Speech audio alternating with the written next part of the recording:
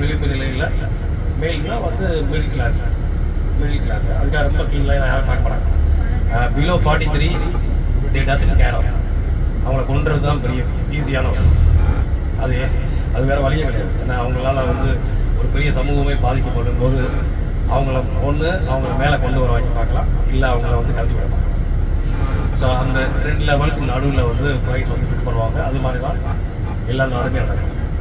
So அப்படி தான் போகும் அந்த ப்ராப்பர் சர்வீஸ். இங்கேயும் அதே மாதிரி தான் எல்லாமே பவரில் இருந்து இங்கேயும் அப்படி தான். ஸோ லண்டனில் அப்படி தான், யூஎஸில் அப்படி தான். எல்லா கம்பெனியும் அவங்களுக்கான இதை வந்து உறுதி பண்ணி கொடுத்துருவாங்க இந்த மாதிரி.